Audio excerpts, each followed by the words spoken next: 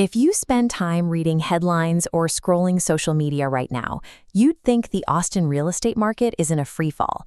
This chart shows the actual trajectory. The market corrected, losing about 20 to 22% of its value since the May 2022 peak of $550,000. But notice where the data points are now. We've settled into a highly stable plateau right around $436,000. We are actually seeing clear momentum this spring. Pending sales are up between 4 and 9% compared to this same time last year.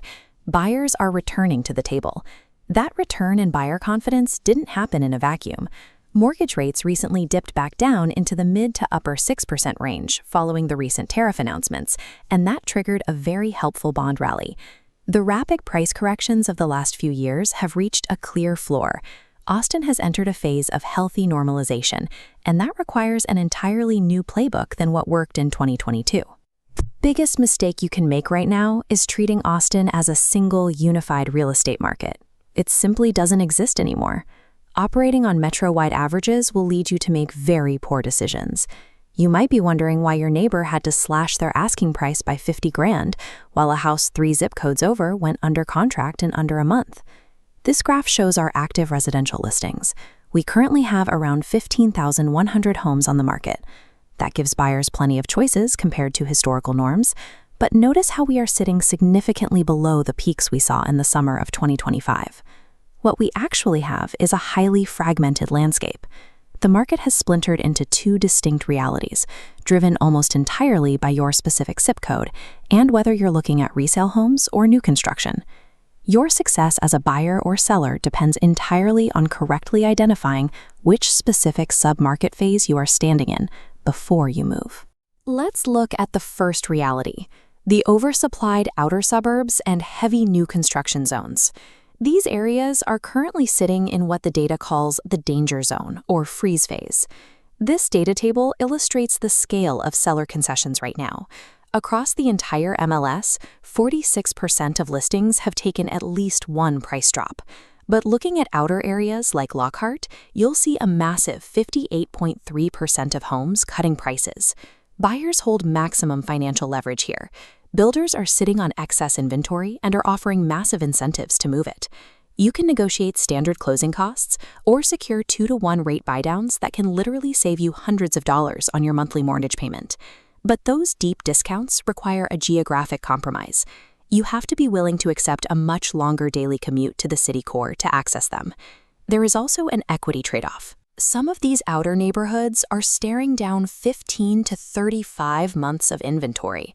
With that much supply, property values in these specific pockets will likely remain flat for the next 2 to 3 years. If you are a budget-conscious buyer willing to trade prime location for extreme affordability, this path is your ultimate capital leverage play. The second reality is the exact opposite. If you look at the prime geographic locations and the northern tech corridors, you'll find a highly competitive environment. This chart tracks the activity index. Look at the top left table. Buda is sitting at 34%, Cedar Park at nearly 33%, and Round Rock at 31%. When an area crosses that 30% threshold, it enters the expansion phase. You have strong demand, steady absorption, and homes in desirable school districts clearing the market in under 30 days. If you are buying in these zip codes, traditional negotiation tactics will fail. You have to abandon the lowball strategies and come prepared to present clean offers with fewer contingencies. Sellers in these corridors have the luxury of holding much firmer on their asking price. Just keep in mind that the frantic 50 offers over asking bidding wars of 2022 are still rare. To secure prime geography in Austin right now, buyers have to completely sacrifice their negotiating leverage. That brings us to a major friction point happening right now, particularly within Austin proper, where the resale market is noticeably softening. We're seeing a lot of what I call the reality check seller.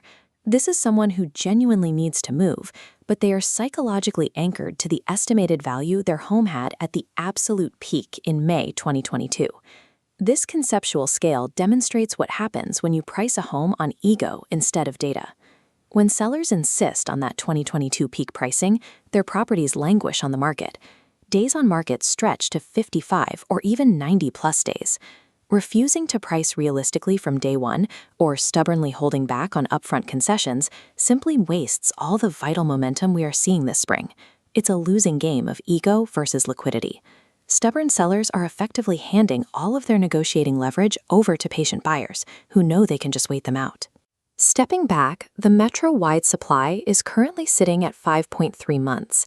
That creates a slightly buyer-friendly arena where preparation is heavily rewarded over trying to perfectly time the market. Let's look at the 2026 Austin Action Plan. Buyers prioritizing low payments target outer suburban new builds with rate buydowns. If location matters most, target the tech corridor, ready to close quickly. Sellers prioritize liquidity, offer upfront buydowns to attract buyers.